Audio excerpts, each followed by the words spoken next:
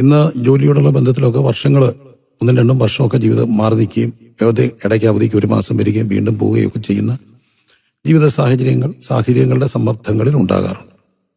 അതൊക്കെയാണെങ്കിൽ തന്നെ എളിവൻ ഓർപ്പിക്കട്ടെ, എങ്ങനെയെങ്കിലുമൊക്കെ ഒന്നിച്ചിരിക്കാൻ എന്തെങ്കിലുമൊക്കെ സാഹചര്യം ഉണ്ടെങ്കിൽ മാക്സിമം ഒന്നിച്ച് നിൽക്കാൻ ശ്രമിക്കും. അതെന്താണെന്ന് വചനം പറയുന്നുണ്ട്. അജിതേന്ദ്രിയ നിമിത്തം സാധാരണ നിങ്ങളെ പരീക്ഷിക്കാതിരിക്കേണ്ടത് വീണ്ടും ചേർന്ന്. അപ്പൊ പ്രാർത്ഥനയ്ക്ക് പോലും ഈ പ്രാർത്ഥന എന്നൊക്കെ പറഞ്ഞാൽ ഇറങ്ങി തിരിച്ചാ കുടുംബവും ഇല്ല, കുടുംബ വിചാരങ്ങളും ഇല്ലാതെ നടക്കുന്നവരുണ്ട്. എല്ലാ ബഹുമാനത്തോടെയും പറയട്ടെ, കുടുംബം അതിനും വീണ്ടും ചേർന്നിരിക്കണം. എന്തിനാ? അജിതേന്ദ്രിയ നിമിത്തം. എല്ലാവരും ഈ ജഡത്തിനാണ് ജീവിക്കുന്നുള്ള ബോധ്യത്തിൽ അവിടെ ഒരു ലൈംഗിക സമർപ്പണത്തെക്കുറിച്ചാണ് പറയുക. കടപ്പെട്ടിരിക്കുന്നത് ചെയ്യട്ടെ. ശാരീരികമായ ഒരു സമർപ്പണമുണ്ട്. ദമ്പതികൾ തമ്മിൽ ശാരീരിക സമർപ്പണമുണ്ട്, ലൈംഗിക സമർപ്പണമുണ്ട്. എന്നാൽ ഭാര്യയുടെ താല്പര്യങ്ങളെ സംരക്ഷിക്കാതെ ധാരാളമായിട്ട് മറ്റ് സഹോദരിമാരുമായിട്ട് ചാറ്റ് ചെയ്യാൻ ഇഷ്ടപ്പെടുന്നവരുണ്ട്. അതിന് വില കൽപ്പിക്കാതെ മ്ലേച്ഛതകളുടെ ലോകത്തെ കയറി മറ്റ് വീഡിയോസ് കണ്ടിട്ട് അതിൽ കണ്ട് സ്വയഭോഗം ചെയ്ത് തൃപ്തിപ്പെടുന്ന ഒത്തിരി ഭർത്താക്കന്മാരെ ഉണ്ട്. തെറ്റ് പാപം. എന്താണ്? അവന്റെ ശരീരത്തിന്മേൽ അവൾ കടപ്പെട്ടിരിക്കുന്നത് ചെയ്യണം. ഭർത്താവ് ഭാര്യയ്ക്കും ഭാര്യ ഭർത്താവിനും കടമ്പെട്ടിരിക്കുന്നത് ചെയ്യണം. അവിടെയാണ് ഇതൊക്കെ പാപമായിട്ട് മാറുക. വീണ്ടും വചനം കൃത്യമായിട്ട് പറയുക, പ്രാർത്ഥനയ്ക്ക് അവസരമുണ്ടേ തന്നെ. പക്ഷെ സാധാരണ നിങ്ങളെ പരീക്ഷിക്കാതിരിക്കാൻ പരസ്പര സമ്മതത്തോടല്ലാതെ തമ്മിൽ വേർപെട്ടി പിരിക്കരുത്. അപ്പൊ ഈ പ്രാർത്ഥനയ്ക്കൊക്കെ പോയിരിക്കുന്നത് പോലും സമ്മതത്തോടെ വേണമെന്നാ. എന്നിട്ട് പറയാണ്, ഞാൻ അനുവാദമായിട്ട് പറയുന്നു, സകല മനുഷ്യരും എന്നെ പോലെ ആയിരിക്കണമെന്ന് ഞാൻ ഇച്ഛിക്കുന്നു. എങ്കിലും ഒരുവൻ ഇങ്ങനെ ഒരുവൻ അങ്ങനെയും വരം ലഭിച്ചിരിക്കുന്നു. വിവാഹത്തെക്കുറിച്ചാണ്. ചില ബ്രഹ്മചര്യം, ചിലര് വിവാഹിതർ. ഇത് രണ്ടും ഒരു വരമാണ്. വിവാഹം കൂടാതെ ജീവിക്കുന്ന ബ്രഹ്മചാരികളായ ഒത്തിരി ക്രൈസ്തവ സഹോദരങ്ങൾ തന്നെയുണ്ട്. ക്രിസ്തുവിനെ ആത്മമണവാളനെ വിവാഹം കഴിച്ച് വിവാഹം കൂടാതെ ജീവിക്കുന്ന വൈദികരുണ്ട്, കന്യാസ്ത്രീകളുണ്ട്, ശുശ്രൂഷകരുണ്ട്, അതിനുവേണ്ടി സമർപ്പിക്കപ്പെട്ട അമ്മമാരുണ്ട്. അവരെല്ലാം ആദരവോടെ കാണുകയാണ്. ഒരുവൻ ഇങ്ങനെയും ഒരുവനെ അങ്ങനെയുമായിരിക്കണം. ഇതെല്ലാം ഓരോ വരമാണ്. എന്നാൽ പറയുകയാണ്, വിവാഹം കഴിയാത്തവരോടും വിധവമാരോടും പറയുന്നു, നിങ്ങൾക്ക് ജിതേന്ദ്രിയം ഇല്ലെങ്കിലോ ആടിൽ നിന്നേക്കാൾ വിവാഹം ചെയ്യണം. എന്നാൽ വിവാഹം കഴിഞ്ഞവരോട് ഞാനല്ല കർത്താവ് കൽപ്പിക്കുന്നു. ഇത് രണ്ടും പൗലോസിന്റെ അഭിപ്രായങ്ങളായിട്ടാണ് പറയുക. വിവാഹം കൂടാതെ വേണമെങ്കിൽ എന്നെപ്പോലെ ജീവിക്കുക. That is my opinion. എന്നാൽ വിവാഹം കഴിഞ്ഞവരോട് ഞാനല്ല. ശ്രദ്ധിച്ചേക്കണം, പൗലോസ് പറയുന്നത് പൗലോസ്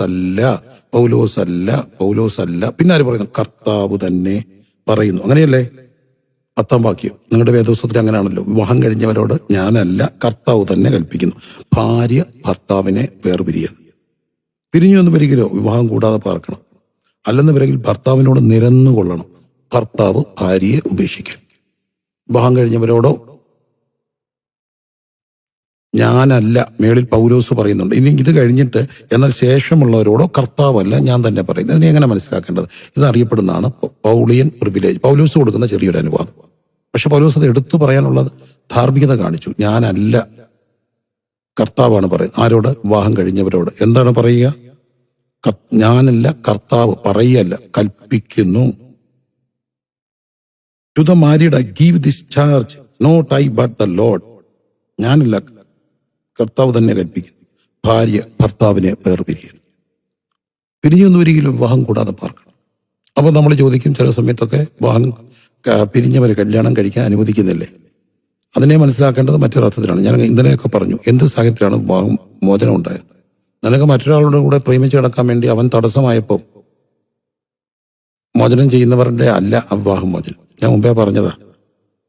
ചില വിവാഹങ്ങൾ നള്ളാൻ പോയിടായിട്ട് സഭ അനുവദിക്കും. എന്താ കാര്യം ചോദിച്ചാൽ, വഞ്ചിക്കപ്പെട്ടത്, സെക്ഷുവലി ട്രാൻസ്മിറ്റഡ് ഡിസീസ്, അതെല്ലാം മറച്ചു വെച്ച് വിവാഹം കഴിച്ചത്.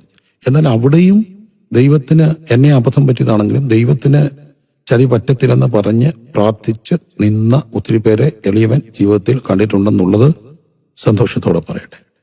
എന്നെ ചതിച്ചതാണ്. ആ വിവാഹം ഒരു ചതിയായിരുന്നു.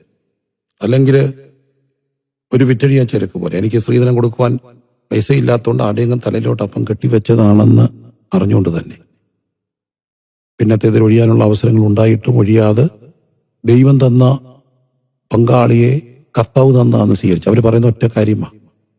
ഓഫ് കോഴ്സ് ഞാൻ അങ്ങനെയുള്ളവരെ കണ്ടിട്ടുണ്ട്. എന്നെ ചതിച്ചു, പക്ഷെ എൻ്റെ ദൈവം എന്നെ ചതിക്കത്തില്ല. എൻ്റെ ദൈവത്തിന് അബദ്ധം പറ്റത്തില്ല. ആ ഉത്തമ ബോധ്യത്തിൽ, ശ്രദ്ധിക്കണേ, ആ ഉത്തമ ബോധ്യത്തിൽ ലഭിച്ച ജീവിത പങ്കാളിയെ കർത്താവിന്റെ കരങ്ങളിൽ ഏൽപ്പിച്ച് വിശുദ്ധീകരിക്കപ്പെട്ടവരാണ്. അതുകൊണ്ടാണ് നമ്മൾ ഒരു ദിവസം പറഞ്ഞു വിശുദ്ധിയിലേക്കുള്ള വിളിയാണ്. എനിക്ക് തോന്നുന്നത് രണ്ടാമത്തെ രാത്രിയിലാണ് ആയിരിക്കണം. രണ്ടാമത്തെ രാത്രി പറഞ്ഞു എന്നാണ് എൻ്റെ ചിന്ത. അതെ, വിവാഹം വിശുദ്ധിയിലേക്കുള്ള വിളിയാണ്. അപ്പൊ ശേഷമുള്ളവരോട് ഞാനല്ല കർത്താവ്, ഒന്നുകൂടെ പറയട്ടെ, ഞാനല്ല കർത്താവ്, ഞാനല്ല കർത്താവ്, പിരിയരുത്. ഇനി ഒരു പൗളിയൻ പ്രിവിലേജ് അവിടെ കാണുന്നുണ്ട്. അതെന്താണ്? വിശ്വാസത്തിന്റെ പേരിൽ പിരിയുന്ന ഒരു സാഹചര്യത്തെക്കുറിച്ച് അവിടെ കാണുന്നു. അവിടെ പോലും ഇനിഷ്യേറ്റീവ് എടുക്കേണ്ടത് വിശ്വാസിയല്ല, അവിശ്വാസിയാണ്. വിശ്വാസി അങ്ങ് പിരിയുന്നെങ്കിൽ പിരിയട്ടെ. അപ്പൊ എന്താണ് ഇതിനെ എല്ലാം കൂടെ കൂട്ടി വായിക്കേണ്ടത്? പിരിയരുത്. നമ്മൾ പറയുന്ന പല കാരണങ്ങളും ദൈവത്തിന്റെ മുമ്പിൽ കാരണങ്ങളാണ്. എന്നെ കേൾക്കുന്ന പ്രിയമുള്ളവരെ, ജീവിതം എന്ന ദാനം ഒരു ചെറിയ കാര്യമല്ല. നമ്മൾ എവിടെ ജനിക്കണം, ആരുടെ മാതാപിതാക്കളുടെ വീട്ടിൽ ജനിക്കണം, ഏത് കുടുംബത്തിൽ ജനിക്കണം, ഇതെല്ലാം കർത്താവിന്റെ നിത്യ പദ്ധതിപ്പെട്ടത്. ആ പാവപ്പെട്ടവന്റെ വീട്ടിൽ ജനിച്ചതോ പണക്കാരന്റെ വീട്ടിൽ ജനിച്ചതോ ഒന്നും നമ്മുടെ പ്രിവിലേജ് കൊണ്ടോ നമ്മുടെ നേരത്തെയുള്ള തെരഞ്ഞെടുപ്പ് കൊണ്ടോ അല്ല, ദൈവത്തിന്റെ നിത്യ പദ്ധതി. അപ്പം കുഞ്ഞെ, നിന്റെ വിവാഹത്തിൽ ഇന്നിടത്ത് ചെന്ന് കയറണമെന്ന് കർത്താവിന് ഇഷ്ടമുണ്ടായിരുന്നു. ആ ചെന്ന വീടിനെ വിശുദ്ധീകരിക്കാനുള്ള ധർമ്മം നമുക്കില്ലേ? കൈ കിട്ടിയ ഒരു ഭർത്താവിനെ, ഭാര്യയെ വിശുദ്ധീകരിക്കാൻ നമുക്കുള്ള ഒരു ധർമ്മമില്ലേ? ഒരു ദിവസം കൊണ്ട് നടക്കുമോ? ഇല്ല. അല്ല, ചോദിച്ചോട്ടെ, ഈ ഒന്നിനെ കൈ കിട്ടിയതിനെ ഒന്ന് ശരിയാക്കാൻ കഴിയാത്ത നമ്മൾ എവിടെ പോകുന്ന ഈ പറയുന്നത്? ഒരാളെ ദൈവം കൈ തന്നാൽ പ്രാർത്ഥിച്ച ആളെ ഒന്ന് വിശുദ്ധീകരിക്കാൻ കഴിയത്തില്ലേ?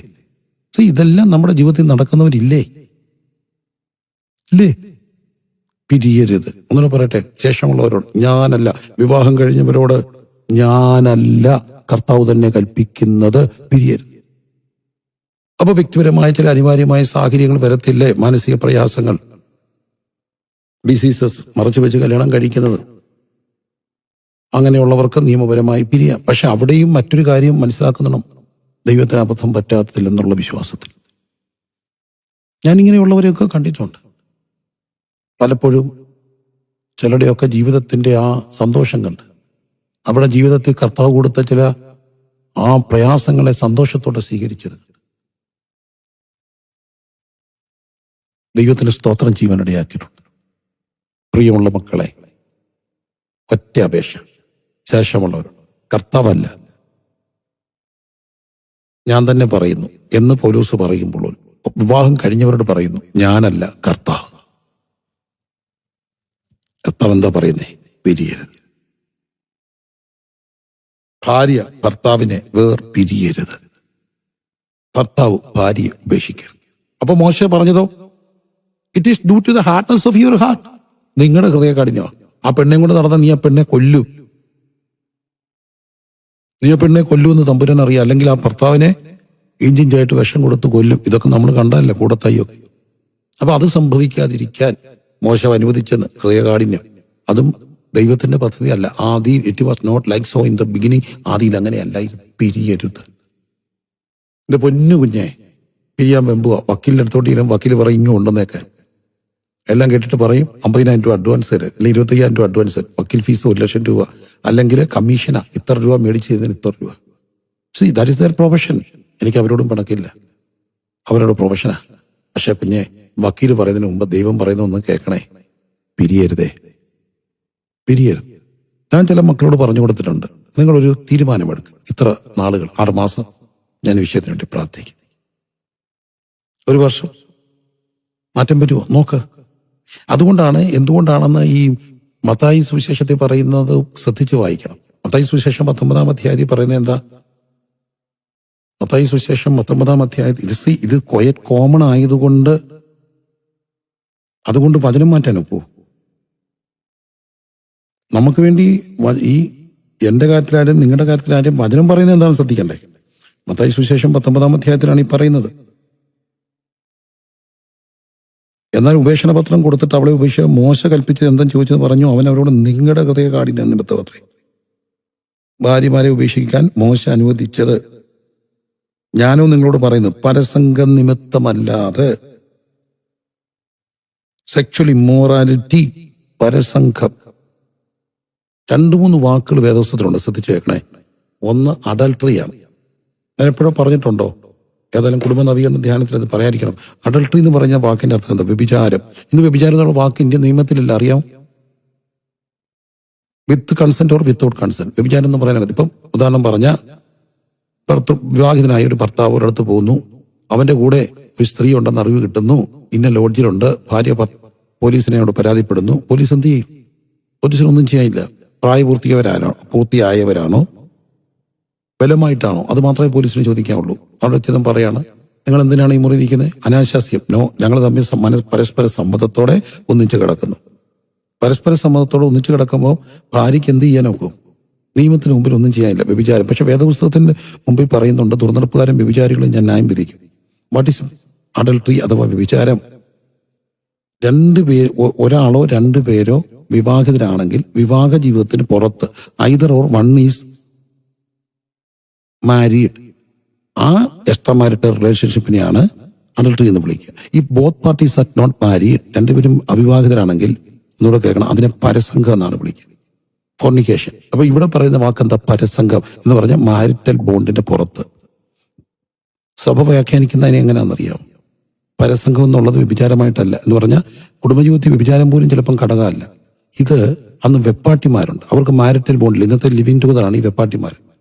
ഇതെല്ലാം വെപ്പാട്ടിമാരെന്ന് പറഞ്ഞാൽ ലിവിങ് ടുഗദർ. ഈ വെപ്പാട്ടിമാര് അവർക്ക് മാരിറ്റൽ ബോണ്ടില്ല, കവനന്റ് ഇല്ല, പക്ഷെ അവർക്കും സെക്ഷുവൽ മൊറാലിറ്റി ബാധകമാണ്. ഒരാളുടെ വെപ്പാട്ടി ആയിരിക്കുമ്പോൾ പലരെടുക്കും പാനക്കത്തില്ല. അതുകൊണ്ടാണ് ദുർനടപ്പെന്നൊക്കെ വേദപുസ്തകത്തിൽ കാണുക. അപ്പൊ അങ്ങനെ അപ്പന്റെ ഭാര്യ സ്റ്റെപ്പ് മദറൊക്കെയാണ്. അപ്പൊ ഈ നമ്മൾ കാണുന്ന അബ്ജാലവും ദാവീദിന്റെ വെപ്പാട്ടിമാർ. അപ്പൊ ഈ വെപ്പാട്ടിമാരെന്ന് പറയുന്നിടത്ത് മാരിറ്റൽ ബോണ്ടില്ല. ഈ ബോണ്ടില്ലാതെ വരുമ്പോൾ, ബോണ്ടില്ലാത്ത ഇവർ തെറ്റ് ചെയ്താൽ അതിനെ പരസംഗം എന്നാണ് വിളിക്കുന്നത്. അവിടെയും ഭാര്യ എന്നുള്ള വാക്കല്ല വരുന്നതെന്നുള്ളതാണ് വ്യാഖ്യാനം. മനസ്സിലാകുന്നുണ്ടോ? മോശ അനുവദിച്ചതുപോലും കുടുംബ ജീവിതത്തിനകത്തുള്ളവർക്ക് വേണ്ടിയല്ല, വെപ്പാട്ടികൾക്ക് വേണ്ടിയാണ്. കുടുംബജീവിതത്തിനകത്തോട്ടുള്ളതാണെങ്കിൽ വ്യഭിചാരം എന്നുള്ള വാക്ക് ഉപയോഗിച്ചു. അപ്പൊ ഈ കുടുംബ നവീകരണ വാരത്തില് എളിവൻ ചിന്തിക്കുന്ന പറയുന്ന വാക്കുകൾ ശ്രദ്ധിച്ചു കേൾക്കണേ. ഇന്നു മുതൽ മരണം വരെ നിന്നോടൊപ്പം ഞാൻ നിൽക്കാമെന്ന് ചെയ്യുമ്പോൾ സത്യം ചെയ്തിട്ട് ഛേദം വന്നാലും മാറല്ലേ. ഇന്നൊരു വേറൊരു വലിയ ട്രെൻഡാണ്. ഞാനത് പോസിറ്റീവ്, ചില സമയത്ത് നല്ലതാണെന്ന് തോന്നുന്നു. കാരണം പിന്നത്തേതിലും വലിയ വേഴ്സിലേക്ക്. എന്നാൽ പോലും ഈ വിവാഹത്തിന്റെ ഉറപ്പൊക്കെ കഴിഞ്ഞിട്ട് ദീർഘനാളുകൾ ഡേറ്റിങ്ങും ഒക്കെ ആയിട്ട് കഴിഞ്ഞിട്ട് പിന്നെ നടക്കാതെ പോകുന്നുണ്ട്. എപ്പോഴും ഓർക്കപ്പെടേണ്ട കാര്യമുണ്ട്. വളരെ ചിന്തിച്ചും പ്രാർത്ഥിച്ചേ ഓരോന്നിലേക്കും കിടക്കാം. എന്റെ ജീവിതത്തിലേക്ക് വരുന്ന പലപ്പോഴും ഈ പെൺകുട്ടികൾ അത് ഒഴിവാക്കാൻ കാരണം ഇവർ ഭയങ്കരമായിട്ട് അങ്ങ് ഭരിക്കാൻ ചെല്ലും. ഇപ്പോഴത്തെ ആകുമ്പോൾ എന്റെ പൊന്നും മോനെ, നിനക്ക് അവളെ അറിയുന്നത്, ഇത് ഈ കുഞ്ഞുങ്ങളെ ഒന്നും നിന്റെ അച്ഛായ നിന്റെ അമ്മയെ ചാടിച്ച പോലൊന്നും ചാടിക്കാനൊക്കെ ഇല്ല. നീ എന്താടി ഇപ്പം വരാഞ്ഞ്, നീ എന്താടി വിളിച്ചിട്ട് ഫോൺ എടുക്കാഞ്ഞ്, നീ എന്താടി ആരടി വിളിച്ചോണ്ടിരുന്ന് പറയടി എന്നൊക്കെ ചോദിച്ചാൽ നിന്റെ ഈ പിത്തലാട്ടത്തിൽ നിൽക്കുന്ന ഒരു പെണ്ണ് ഇന്നില്ല. അതുകൊണ്ട് ഒരു നല്ല ഭർത്താവാകാൻ പക്വതയോടെ കല്യാണം കഴിക്കാവും. നല്ല കൗൺസിലേഴ്സിനെടുക്കെ പോകണം. ഒരു ദിവസമല്ല, പല ദിവസം പോകണം. അല്ലെങ്കിൽ നല്ല പ്രഭാഷണം കേൾക്കണം, നല്ല പുസ്തകങ്ങൾ വായിക്കണം. ചുമ്മാ കണാകുണ പുസ്തകങ്ങളൊന്നും അല്ല ഞാൻ പറയുന്നത്. നല്ല പുസ്തകങ്ങൾ വായിക്കണം. വിവാഹ ജീവിതത്തെക്കുറിച്ചുള്ള ക്രൈസ്തവ വിശ്വാസത്തിലൂടെ ഊന്നൽ കൊടുത്തുകൊണ്ട് എഴുതപ്പെട്ട നല്ല പുസ്തകങ്ങളുണ്ട്. അങ്ങനെയുള്ള പുസ്തകങ്ങളൊക്കെ വായിക്കണം. എന്നിട്ട് പക്വതയോടെ ദൈവസന്ധി ഇരുന്നിട്ട് എന്നെ പ്രിപ്പയർ ചെയ്യണമെന്ന് പ്രാർത്ഥിച്ച് വേണം കുടുംബജീവിതത്തിൽ പ്രവേശിക്കാൻ. അവളെ ഒതുക്കണമെന്നല്ല, എന്നെ ഒരുക്കണം. ആ പെൺകുട്ടിക്ക് നല്ലാവുന്ന ഒരു ഭർത്താവാക്കി എന്നെ മാറ്റണം എന്ന് പ്രാർത്ഥിച്ചിട്ട് വേണം വിവാഹ ജീവിതത്തിലേക്ക് പ്രവേശിക്കാൻ. പക്ഷെ എടുത്ത് പറയുന്നു, പിരിയരുത്. ശേഷമുള്ളവരോടോ ഞാനല്ല, കർത്താവ് പറയുന്നു, പിരിയരുത്. എളിവൻ വീണ്ടും പറയുക, പിരിയരുത്. എളിവൻ വീണ്ടും പറയുക, പിരിക്കരുത്. ഇത് പൊന്നച്ചായ, പിരിക്കരുത്. നീ പോരടി എന്ന് പറയല്ലേ, എന്റെ പൊന്നെ പറയല്ലേ. നിങ്ങൾ എത്ര നാളെ ജീവിച്ചിരിക്കും? നിങ്ങൾ എന്താ ഈ പറയുന്നത്? നാളെ കുഞ്ഞിന്റെ അവസ്ഥ എന്ത്? പിരിയുന്ന കുഞ്ഞുങ്ങൾ, അവരുടെ കുഞ്ഞുങ്ങളുടെ അവസ്ഥ എന്ത്? എങ്കിലും ധാരാളം ന്യായങ്ങൾ നിങ്ങൾക്ക് പറയാൻ കാണും. ഞാനതൊന്നും നിഷേധിക്കുന്നില്ല. എല്ലാ ബഹുമാനത്തോടാ പറയുന്നത്. ഞങ്ങളുടെ എല്ലാം വേദന ഉൾക്കൊണ്ടുകൊണ്ടാ പറയുന്നത്. പക്ഷെ ഞാൻ 1000 കുഞ്ഞുങ്ങൾ നിങ്ങൾ കണ്ടതിനെക്കാട്ടിലും, ഇവിടെ എന്നെ കേൾക്കുന്ന പലരും കണ്ടതിനെക്കാട്ടിലും ഒത്തിരി പേരെ ഈ കൊച്ചായുസിൽ ഞാൻ കണ്ടിട്ടുണ്ട്. ഒത്തിരി പേരുടെ പ്രശ്നത്തെ ഇടപെട്ടിട്ടുണ്ട്. എത്രയോ കുഞ്ഞുങ്ങളുടെ നൊമ്പരം ഞാൻ കണ്ടിട്ടുണ്ട്. പിരിഞ്ഞ മക്കളുടെ നൊമ്പരം ചെറിയ കാര്യമല്ല പ്രിയരെ. അപ്പനും അമ്മയും കൂടെ വളർത്തിയിട്ട് ഇന്നത്തെ ശരിയാകുന്നില്ല. അപ്പനും അമ്മയും കൂടെ ഉച്ചയും കുത്തിന്ന് വളർത്തിയിട്ട് ഈ മക്കള് ശരിയാകുന്നില്ല. പിന്നെ പിരിഞ്ഞ മക്കളുടെ ഗതി എന്തായിരിക്കും? എവിടെങ്കിലുമൊക്കെ അച്ഛനും അമ്മയും കൂടെ കുഞ്ഞിൻ്റെ പേരൻസ് മീറ്റിങ്ങിന് വരുമ്പോൾ ഒറ്റയ്ക്ക് വരുന്ന അമ്മയുടെ മക്കളുടെ മനസ്സിന്റെ ഭാരം എന്തായിരിക്കും? Where is your dad? വിദേശത്ത് അതും വിഷയമല്ല, പിരിഞ്ഞു വരുമ്പോൾ ഒന്നിച്ചു വരും. ഇമോഷണൽ അറ്റാച്ച്മെന്റ് ഒന്നും ഇല്ലാതെ വരും. ഈ കുഞ്ഞിന്റെ കാര്യത്തിൽ അവർക്ക് ഇമോഷണൽ അറ്റാച്ച്മെന്റ് ഒന്നും ഇല്ലെന്നേ. നിങ്ങൾ നിങ്ങളുടെ കുഞ്ഞിനെ സ്നേഹിച്ചിട്ടുണ്ടോ? സത്യമായിട്ട് നമ്മുടെ ഒരു തലമുറയിലെ പേരൻസ് പലരും സഹിച്ചതിന് വേണ്ടിയാണ്, കുഞ്ഞുങ്ങൾക്ക് വേണ്ടിയല്ലേ? കുഞ്ഞുങ്ങൾക്ക് വേണ്ടിയല്ലേ? കുഞ്ഞുങ്ങൾക്ക് അപ്പനുണ്ടാകാൻ, കുഞ്ഞുങ്ങൾക്ക് അമ്മയുണ്ടാകാൻ. പ്രിയമുള്ളവരോട് പറയട്ടെ, പിരിയരുത്, പിരിക്കരുത്. പിരിഞ്ഞാൽ പോലും റീയൂണിയൻ സംഭവിക്കാം നിങ്ങൾ പ്രാർത്ഥിച്ചാൽ. ഞാൻ രണ്ടുപേരും തമ്മിൽ പിരിഞ്ഞു എന്ന് എനിക്കറിഞ്ഞാൽ, എൻ്റെ ക്രൈസ്തവ ജീവിതത്തിന്റെ ക്രിസ്തീയ ശുശ്രൂഷയുടെ പക്വത എന്നുകൊണ്ട് പറയട്ടെ, ആ രണ്ടുപേരിൽ ഒരാളെങ്കിലും വിവാഹം കഴിച്ച് പോകുന്നതിനും വരെ റീയൂണിയന് വേണ്ടി പ്രാർത്ഥിക്കണം. രണ്ടുപേരിൽ ആരെങ്കിലും ഒരാൾ വിവാഹം കഴിച്ച് പോയി എന്ന് അറിയുന്നതിനും വരെ റീയൂണിയന് വേണ്ടി പ്രാർത്ഥിക്കണം. എന്തുമാത്രം റീയൂണിയൻ നടക്കുന്നുണ്ടെന്നറിയാം. ദൈവത്തിന് അസാധ്യമായിട്ടൊന്നുമില്ല, ദൈവത്തിന് അസാധ്യമായി ഒന്നുമില്ല. അപ്പോൾ പിരിയരുത്. ഭർത്താവ് ഭാര്യയെ പിരിയരുത്, മറക്കരുത്, പിരിയരുത്. എന്നാൽ ഇതങ്ങ് കൂടുകയല്ലേ, എണ്ണം ഭയങ്കരമായിട്ട് കൂടുക. നമ്മൾ ക്രൈസ്തവർ മനസ്സിലാക്കണം, ക്രൈസ്തവ വിശ്വാസത്തിന്റെ അടിത്തറ വേദപുസ്തകമാണ്. വേദപുസ്തകം പറയുന്ന നിയമം പറയട്ടെ. പക്ഷേ സനാതനമായ ആ ദൈവത്തിന്റെ നിയമമില്ലേ, the new testament, that old testament, ദൈവം അത് വെറുക്കുന്ന ഒരു പാപമാണ്. പ്രിയമുള്ളവരെ, മുമ്പോട്ട് പോകട്ടെ. അപ്പോൾ പിരിയരുത്. ഇനിയും ബന്ധങ്ങളുടെ പണിപ്പുരയല്ലേ കുടുംബം എന്ന് പറയുന്നത്. കുടുംബം ഒരു മർമ്മമാണ്, അത് പിരിയാൻ പാടില്ല. പിരിഞ്ഞാൽ എന്തുകൊണ്ടാണ് പിരിയുന്ന ക്രിസ്തു പ്രത്യേകം പറയുന്നത്? വെട്ടിമുറിക്കപ്പെടുമ്പോൾ ഏറെ മുറിയപ്പെടുന്ന കുഞ്ഞുങ്ങളാണ്. കുഞ്ഞുങ്ങൾക്കുണ്ടാകുന്ന മുറിവ് ഒരിക്കലും ദൈവം ഇഷ്ടപ്പെടുന്നില്ല. എന്തുമാത്രം മുറിവുകൾ! അവരുടെ ഇടയിൽ പേര് പറയാത്തിരുന്ന ഒരു കാര്യങ്ങളെല്ലാം ഇന്ന് നമ്മുടെ നടയിൽ നടക്കുക. വളരെ പ്രയാസത്തോടെ പറയട്ടെ, ദൈവമേ പിരിയരുന്ന് പ്രാർത്ഥിക്കണം. വിവാഹമൊക്കെ നടത്താൻ പോകുമ്പോൾ പേടിയാ. ആഘോഷമായി നടത്തപ്പെടുന്ന വിവാഹങ്ങൾ പിന്നത്തേതില് പിരിയുമ്പോൾ നടത്തിയ ശുശ്രൂഷകരുണ്ടാകുന്ന മാനസികത നിങ്ങൾക്കറിയാം. പിച്ചാത്തിയെടുത്ത് കുത്തി മുറിക്കുന്ന പോലെ നൊമ്പരം. പക്ഷേ നിങ്ങൾ എന്താ ഉദ്ദേശിച്ചേക്കുന്നേ? ഒരു കല്യാണത്തിനൊക്കെ ശുശ്രൂഷ നടത്തുമ്പോൾ എന്തുമാത്രം പ്രാർത്ഥിച്ചിട്ടാ പോവാ? കൈ പിടിപ്പിക്കുമ്പോൾ നമ്മുടെ കൈ വിറയ്ക്കും. കഴിഞ്ഞ് വർഷങ്ങൾ കഴിഞ്ഞിട്ടൊക്കെ നമ്മൾ ചെല്ലുമ്പോൾ എവിടെ വെച്ചല്ലോ കാണുമ്പോൾ ചിലപ്പോൾ നമ്മൾ പോലും മറന്നു പോകും. കാരണം ഇവർക്കെല്ലാം ഈ രൂപങ്ങളിലൊക്കെ മാറ്റം വരും. വണ്ണമില്ലാത്തൊരു വണ്ണം വെക്കും, വണ്ണമുള്ളൊരു വണ്ണം കുറയ്ക്കും, എന്തെല്ലാം മാറ്റം. മുടിയുള്ളവരുടെ മുടി പോകും. എന്നാലും അവർ കാണും, പാസ്റ്ററുടെ ഞങ്ങളുടെ വിവാഹത്തിന് പാസ്റ്ററല്ലേ കല്യാണം നടത്തി. ഞങ്ങൾക്ക് സന്തോഷമായി. മക്കളാ, മോനെ, ഡാഡിയുടെയും മമ്മിയുടെയും കല്യാണം നടത്തിയ പാസ്റ്ററായി ഇത് കേട്ടോ. നമുക്കെന്ത് സന്തോഷമാണെന്നറിയാം കേൾക്കുന്നത്. നമ്മൾ നടത്തിയ കല്യാണത്തിലുണ്ടായ മക്കളെ കാണും. ഡാഡിയുടെയും മമ്മിയുടെയും കല്യാണം നടത്തിയ പാസ്റ്റർ. എൻ്റെ ഫാദറും പാസ്റ്റർ വി എ തമ്പിയൊക്കെ എത്രയിടത്ത് സാക്ഷ്യം പറയുന്നത് ഞാൻ കേട്ടിട്ടുണ്ട്. ഇവരുടെ അപ്പൻ്റെ കല്യാണം ഞാനാ നടത്തി, ഇവരുടെ കല്യാണം ഞാനാ നടത്തി. മക്കളെ, അതൊക്കെ ഒരു ശുശ്രൂഷനെ സംബന്ധിച്ചോളം ചെറിയൊരു ഭാഗ്യമായിട്ടല്ല കാണുന്നത്. അതുകൊണ്ട് ഒന്നുകൂടെ ഊന്നി പറയട്ടെ, പിരിയരുത്. എന്തുകൊണ്ടാണ് ഇത്രയും നിന്ന് പറയുന്നത്? വേദന കൊണ്ട് പറയുക, പിരിയരുത്, പിരിക്കരുത്. ശേഷമുള്ളവരോട്, ഞാനല്ല കർത്താവ്. കുടുംബം എന്താണ്? കുടുംബം ഒരു യാഗപീഠമാണ്. മറക്കരുത്, കുടുംബം ഒരു യാഗപീഠം. അതുകൊണ്ടാണ് ഈ നോഹയും കുടുംബമൊക്കെ പെട്ടകത്തിന് പുറത്തിറങ്ങിയിട്ട് വല്ലാതെ പ്രളയം കൊണ്ട് എല്ലാ ജീവജാലങ്ങളും ചത്തൊടുങ്ങിയ ഒരു ഭൂമിയിലേക്ക് അവർ കാലുവെക്കാൻ കൊള്ളാമോ? ഭൂമി ഇല്ല. ഇന്നെന്റെ ഭൂമി അത് തന്നെയാ.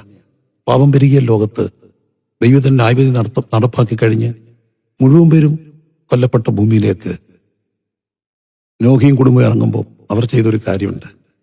അവര് ശുദ്ധിയുള്ളൊരു യാഗം കഴിച്ചു. ഞാൻ പറയുന്നത്, യാഗം പഴയ നിയമത്തിലുണ്ട്. സബ്സ്റ്റിറ്റ്യൂട്ട് ഡെത്ത്, ഒരുവന് വേണ്ടി മറ്റൊരുവൻ മരിക്കുക. കാൽവരി കുരിശ് നടന്ന എന്താ? യാഗമാ. ക്രിസ്തു നമുക്ക് വേണ്ടി മരിക്കുക. സ്നേഹം എന്ന് പറയുന്നത് എന്താണ്? ഒന്ന്, മരണം വരെ സ്നേഹിക്കുന്ന. അതുകൊണ്ടാണ് 1 കൊരിന്ത്യർ 13 പറയുന്നത്, സ്നേഹം ഒരു നാൾ ഉതിർന്നു പോകുകയില്ല. സൗന്ദര്യത്തെ സ്നേഹിച്ചാൽ സൗന്ദര്യം പോകുമ്പോൾ ആ സ്നേഹം പോകും. ആരോഗ്യത്തെ സ്നേഹിച്ചാൽ ആരോഗ്യം പോകുമ്പോൾ ആ സ്നേഹം പോകും. പണത്തെ സ്നേഹിച്ചാൽ പണം പോകുമ്പോൾ ആ സ്നേഹം പോകും. പക്ഷെ വ്യക്തിയെ സ്നേഹിച്ചാലോ പണം പോയാലും ആരോഗ്യം പോയാലും പ്രതിസന്ധി വന്നാലും പോകാത്ത സ്നേഹമുണ്ട്. That is agape. എന്ത് കിട്ടുമെന്ന് ഓർത്ത് സ്നേഹിക്കാത്ത സ്നേഹം. എന്നോട് എത്രയോ പേര് പറഞ്ഞിട്ടുണ്ട്, പക്ഷെ പലരും ഞങ്ങളെ സ്നേഹിച്ചത് അവർക്ക് വേണ്ടി സ്നേഹിച്ചതാണ്. ഞങ്ങൾക്ക് പണവും പ്രതാപവും സ്വാധീനവും ഉണ്ടായപ്പോൾ. പക്ഷെ പണവും പ്രതാപവും സ്വാധീനവും ഒന്നുമില്ലാത്തപ്പോൾ സ്നേഹിക്കുന്നില്ലേ? അവർ നമുക്ക് വേണ്ടി അവരെ സ്നേഹിച്ചത്, നമുക്ക് വേണ്ടി സ്നേഹിച്ചത്. അപ്പൊ സ്നേഹം ഉതിർന്നു പോന്നാൽ കുടുംബം ഒരു യാഗപീഠമാണ്. അവിടെ നടക്കപ്പെടുന്ന ഒരു മരണമാണ്. ശുദ്ധിയുള്ള യാഗപീഠ ബലിയ. ക്രിസ്തു മരിച്ചു സ്നേഹിച്ചു. അഗാപ്പെ അതാ, മരിച്ചു സ്നേഹിച്ചു. കുടുംബം ഒരു യാഗപീഠമാണ്. നിങ്ങൾ നിങ്ങളുടെ കുടുംബത്തിലേക്ക് വന്നപ്പോൾ നോക്കി, കല്യാണം കഴിച്ച് വന്നപ്പോൾ ആ പെൺകുട്ടിക്ക് എന്തൊരു ആയുസ്, എന്തൊരു സൗന്ദര്യമായിരുന്നു. പക്ഷെ ഇന്ന് കണ്ടില്ലേ, അവൾ ഒത്തിരി ക്ഷീണിച്ചിരിക്കുന്ന കണ്ടില്ലേ? ഓട്ടമാ കുടുംബത്തിന് വേണ്ടി. എന്താണ് ഒരു അമ്മ ചെയ്യുക? അമ്മ ചെയ്യുന്നത് ജീവിതത്തെ യാഗമാക്കുക. ഭർത്താവിന് വേണ്ടി, ഭർത്തൃ വീടിന് വേണ്ടി. അന്ന് കയറിയപ്പോളെ അച്ഛൻ കിടപ്പായി, അമ്മ കിടപ്പായി. ആ അച്ഛനെ അമ്മയെ നോക്കിയ അവരുടെ മലമൂത്രങ്ങളെല്ലാം എടുത്ത്. അതിനിടയ്ക്ക് കുടുംബം, കുഞ്ഞുങ്ങൾ, നോക്കിയ പെൺകുട്ടിയുണ്ട്. അച്ഛനും അമ്മയെ നോക്കണമെന്ന് വെച്ച് വീട് വിട്ടിറങ്ങിയവരുമുണ്ട്. ഞാനിവിടെ നിന്ന് പോയാൽ നോക്കണമല്ലോ. പല പെൺകുട്ടികളും പാസ്റ്റർമാരുടെ ഭാര്യമാരും അല്ല, 100% 1% എങ്കിലും പറയാൻ കഴിയും എനിക്ക്. 100 99 ഇല്ല എങ്കിലും 1% സ്വന്തം വീടിനോട് അടുപ്പിച്ചുള്ള സഭയിൽ ട്രാൻസ്ഫർ മേടിച്ചു വരാൻ ഇഷ്ടമില്ലാത്തവരുണ്ട്. പ്രവാചകൻ സ്വന്തം ദേശത്ത് അത്ര സാക്ഷ്യമില്ലെങ്കിൽ പോലും മറ്റൊരു കാര്യമാണ്, അവിടെ വന്നാൽ ഇടയ്ക്കിടയ്ക്ക് ഭർത്താവിന്റെ വീട്ടിൽ പോകണ്ടേ. അവരങ്ങ് ദൂരെ മലബാറിലോ വടക്കേന്ത്യയോ പോകുന്നത് ആത്മഭാരം കൊണ്ട് തന്നെയല്ല കേട്ടോ. ഭർത്താവിന്റെ വീട്ടുകാരെ നോക്കണ്ടായി. ചിലപ്പോൾ ചാരിറ്റിക്ക് വേണ്ടി പലരും ചെയ്യേണ്ടി വരും. പക്ഷെ ഭർത്താവിന്റെ അപ്പന്റെ അമ്മയെ നോക്കി ഇവരെ നോക്കണമെന്ന് വെച്ച് വീട് വിട്ടോടിപ്പോ ജോലിക്ക് പോകണം, അവിടെ പോകണം, ബഹളം വെച്ച് പോകുന്നുണ്ട്. എന്നെ എങ്ങാനും നോക്കണ്ട വന്നെങ്കിൽ, കുഞ്ഞെ നോക്കണ്ട വന്നെങ്കിൽ നീ രക്ഷപ്പെട്ടില്ലേ കുഞ്ഞെ? രക്ഷപ്പെട്ടില്ലേ? ആ കിടപ്പിക്കിടന്നോണ്ട് ശുശ്രൂഷിച്ചൊക്കെ കഴിയുമ്പോൾ നിന്നെ ദൈവം അനുഗ്രഹിക്കട്ടെന്ന് ആ വയസ്സിനപ്പച്ചൻ പറഞ്ഞു. നീ രക്ഷപ്പെട്ടു കുഞ്ഞ്, നിന്റെ കുഞ്ഞ് രക്ഷപ്പെട്ടു. അങ്ങനെ അനുഗ്രഹം കിട്ടിയിട്ടുണ്ട്. ആ അവസരം ഒഴിവാക്കിയോ? ആ അവസരം ഒഴിവാക്കിയോ? ആ അവസരം ഒഴിവാക്കിയോ? നഖത്തിന് ഭയങ്കര കട്ടിയാ അപ്പച്ചന്റെ, ഭയങ്കര കട്ട പിടിച്ച നഖ. പറയാ അവള് വരുമ്പോളാ ഉപ്പുവെള്ളത്തിൽ കുറെ നേരം മുക്കിയൊക്കെ വെച്ച് അതിനെ ഇച്ചിരി ലൈറ്റാക്കി അവള് വൃത്തിയായിട്ട് നഖമെല്ലാം വെട്ടും. ആരാ? മരുമോളാ നിലത്തിരുന്ന് കാലെല്ലാം തേച്ച് കഴുകും. ദൈവോടെ അനുഗ്രഹിക്കട്ടെ. അവളുടെ ആ സഹോദരി ചെയ്യുന്നത് എന്താ? അവളെ കുടുംബത്തിന് വേണ്ടി യാഗമാകുക. യാഗത്തിൽ കുടുംബം ഒരു യാഗപീഠമാണ്. വന്നു കയറിയ വീടിന് വേണ്ടി യാഗമാകുന്ന പെൺകുട്ടി. അവിടെ ആയുസിൽ അവങ്ങൊന്നും ജോലി ചെയ്യേണ്ട വന്നിട്ടില്ല. പക്ഷെ ഇവിടെ അപ്പനും അമ്മയും നോക്കുന്നു, കുഞ്ഞുങ്ങളെ വളർത്തുന്നു. ഇതിനിടയ്ക്കോ വേലക്കാരെ വെക്കണമെന്നുണ്ട്. പക്ഷെ വേലക്കാരെ വേണ്ടാന്ന് പറയുന്നവരുണ്ട്. എന്തിനാ? ഞാൻ നോക്കിക്കോളാം, ഞാൻ നോക്കിക്കോളാം. അതൊക്കെ ഒരു തീരുമാനം കേട്ടോ. ആത്മപ്രശംസയോ അഹങ്കാരമോ പറയല്ല, അതിവിനയത്തോടെ എളിമപ്പെട്ട് പറയട്ടെ. എൻ്റെ അമ്മ മരിച്ചു കഴിഞ്ഞ് 7 വർഷത്തിലേറെ എൻ്റെ അപ്പ ജീവിച്ചു. എൻ്റെ വൈഫിൻ്റെ ഒരു തീരുമാനമായിരുന്നു, അപ്പ ഉള്ളിടത്തോളം കാലം അപ്പ ഈ വീട്ടിൽ ഇരുത്തിയിട്ട് ഒറ്റയ്ക്ക് പുറത്തിറങ്ങത്തില്ല. മീൻസ് അവള് അപ്പ ഇട്ടിട്ട് പുറത്തു പോകത്തില്ലായിരുന്നു. ഞങ്ങൾ രണ്ടും കൂടെ 7 വർഷം പുറത്തു പോയിട്ടില്ല. റെയറായിട്ട് അപ്പ വീട്ടിൽ ഇല്ലാത്ത സാഹചര്യത്തിൽ യാത്ര ചെയ്യുന്ന സമയത്ത് പോയി വരുന്നതിന് മുമ്പ് തിരിച്ചു വരുന്ന ഉറപ്പുള്ളപ്പം മാത്രം. അല്ലെങ്കിൽ അതുപോലൊരു എമർജൻസി. അത് തീരുമാനമാണ്, ചോയ്സാ. അതുകൊണ്ട് എന്താ ദോഷം വന്നേ? ഒരു ദോഷം വന്നില്ല. ഞാൻ ചോദിക്കുന്ന ചോദ്യം മറക്കരുത്. നമുക്ക് യാഗമാകാൻ കഴിയുന്നുണ്ടോ? കിടന്നുപോയ ഭർത്താവിനെ എത്ര നാൾ ശുശ്രൂഷിക്കുന്ന ഭാര്യമാരില്ലേ? 2-3 വർഷമോ കിടന്നു പോകുമ്പോൾ ചാകാൻ പ്രാർത്ഥിക്കാത്ത എത്രയോ ഭാര്യമാരുണ്ട്. ഭർത്താവിനെ ശുശ്രൂഷിക്കുമ്പോൾ ആ സ്ത്രീ എന്ത് ചെയ്യുക? യാഗമാകും. തിരിച്ച് ഞാൻ കണ്ടിട്ടുണ്ട്, സ്വന്തം ഭാര്യയെ ജീവന് തുല്യം കിടപ്പിലായ ഭാര്യയെ പൊന്നുപോലെ കൊണ്ടടക്കുന്ന ഭർത്താക്കന്മാർ. അങ്ങനെയുള്ള മക്കളെ ഞാൻ കണ്ടിട്ടുണ്ട്.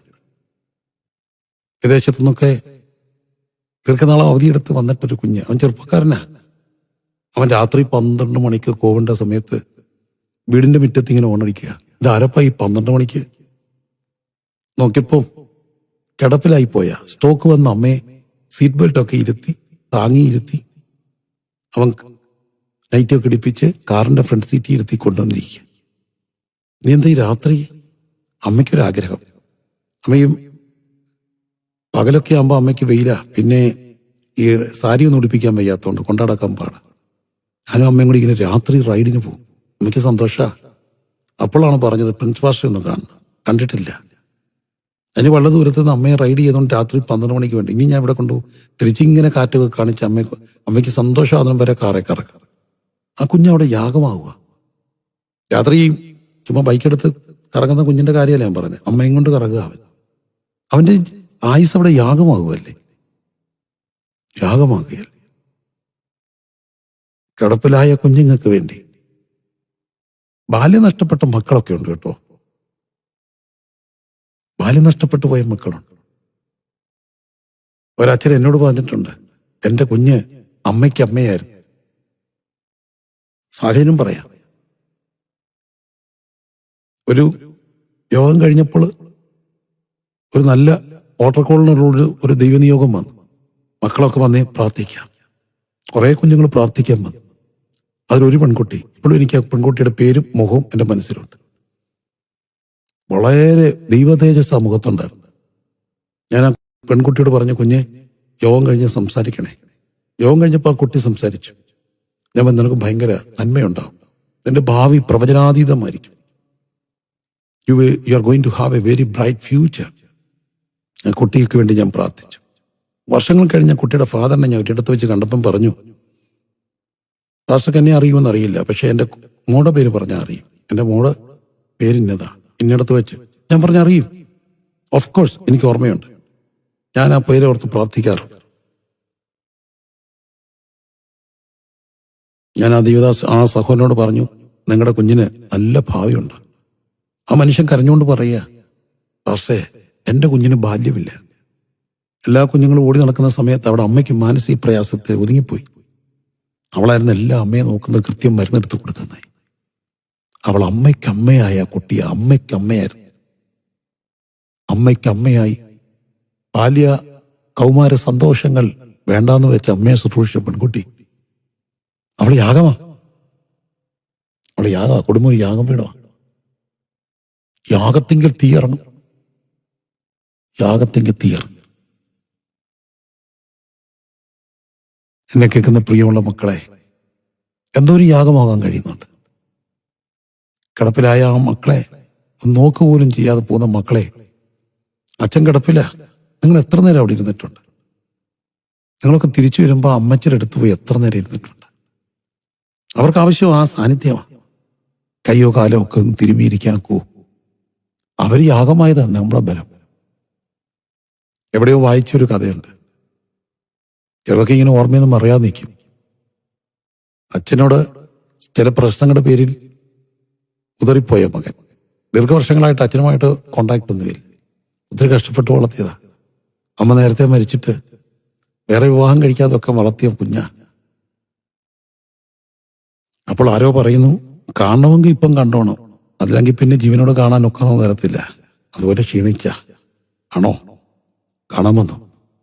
കണ്ടാൻ വന്നപ്പോഴും അവൻ മനസ്സിലായേ, പണ്ടത്തെ അച്ഛനല്ല, എല്ലും തോലുമായി, കൈകളും കാലുകളും എല്ലാം ക്ഷീണിച്ച് ഒരു മനുഷ്യക്കോലം. കട്ടിലിങ്ങനെ കിടക്കുക.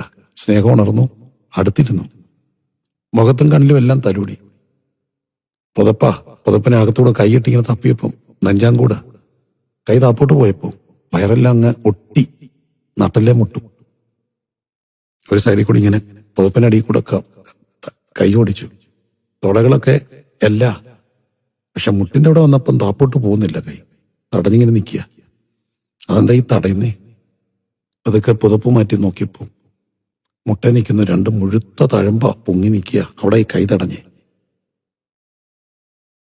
ഈ കൊച്ചു മക്കളെ, അമ്മയില്ലാത്ത മക്കളെ വളർത്താൻ അവരുറങ്ങുമ്പോൾ മുട്ട നിന്ന് അവിടെ നിന്നൊക്കെയാ യൂതറിപ്പോയത്. കുടുംബം ഒരു യാഗപീഠമാണ്. യാഗം മക്കൾക്കറിയുമോ? അവർ സഹിച്ച ത്യാഗം. നിങ്ങളുടെ പ്രശ്നം ഐഫോൺ അല്ലായിരുന്നു, നിങ്ങളുടെ പ്രശ്നം നിങ്ങളുടെ ബൈക്കല്ലായിരുന്നു, ന്യൂജൻ ബൈക്ക്.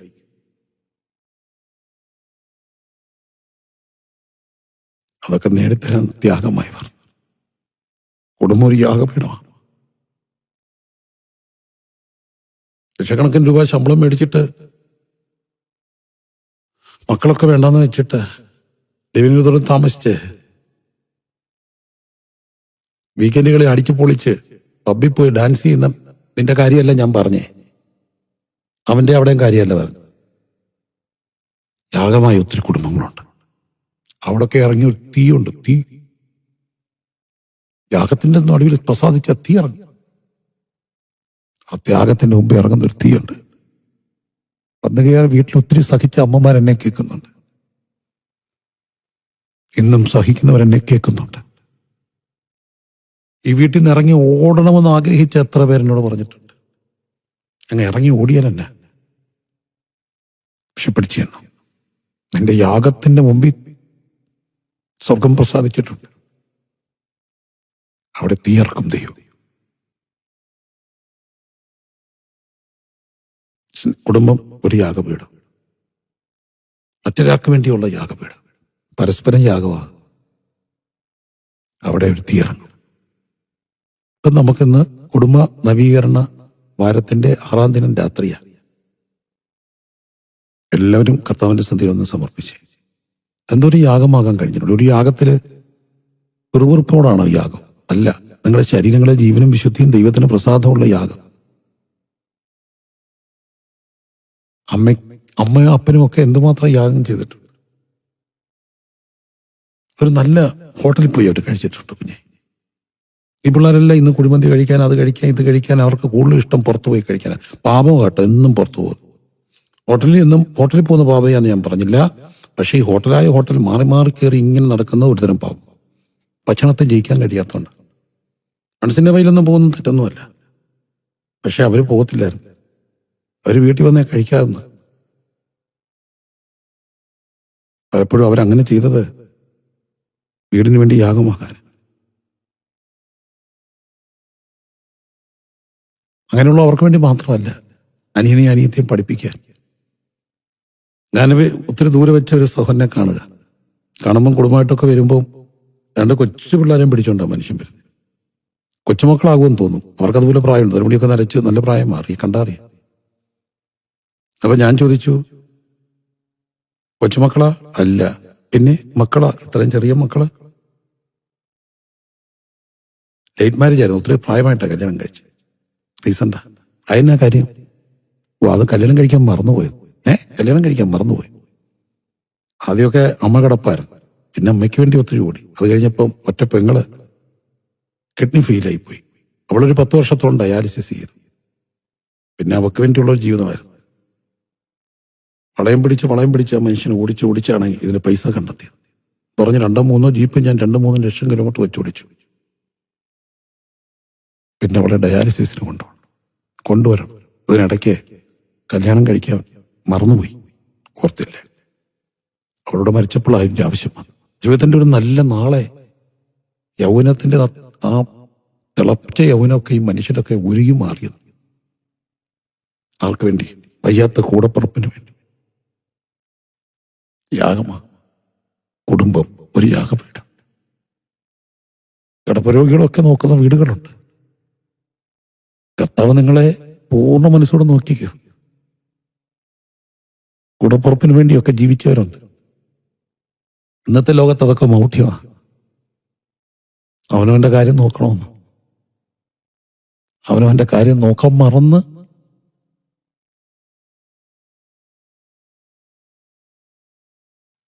കണ്ണുകളടയ്ക്കാൻ പ്രാർത്ഥിക്കാം. കുടുംബം ഒരു യാഗപീഠം. ഇന്നത്തെ നമ്മുടെ മീറ്റിംഗ് നവീകരണ വാരത്തിലെ 6ാം ദിവസം വെള്ളിയാഴ്ച രാത്രിയിൽ എളിയവന്റെ സന്ദേശത്തിന് തലക്കെട്ട് മറക്കരുത്. കുടുംബം ഒരു യാഗപീഠം. അവിടെ തീയിറങ്ങും. പ്രാർത്ഥിക്കാം. പിതാവേ, ഒരു കൊച്ചായുസിൽ ഒരു കുടുംബത്തിന് വേണ്ടി യാഗമായി തീരുന്ന എത്രയോ പേർ. എല്ലാവരെയും ഞങ്ങൾ സമർപ്പിച്ചുകൊണ്ട് പ്രാർത്ഥിക്കുന്നു. ഈ യാഗപീഠത്തിൽ തീ ഇറങ്ങണേ, ഈ യാഗങ്ങളിൽ പ്രസാദിക്കണമേ. അവിടെ കൊച്ചായുസ് നന്മ കാണണമേ. അവരുടെ കഷ്ടപ്പാടുകൾ ഒഴുകിപ്പോയ വെള്ളം പോലെ അവർ ഓർക്കുമാറാക്കണം. അവരുടെ കഷ്ടപ്പാടുകൾ ഒഴുകിപ്പോയ വെള്ളം പോലെ ഓർക്കുമാറാക്കണേ. പ്രാർത്ഥിക്കുന്നു യേശുവിൻ നാമത്തിൽ തന്നെ. ആമേൻ. God bless you. കുടുംബം ഒരു യാഗപീഠം.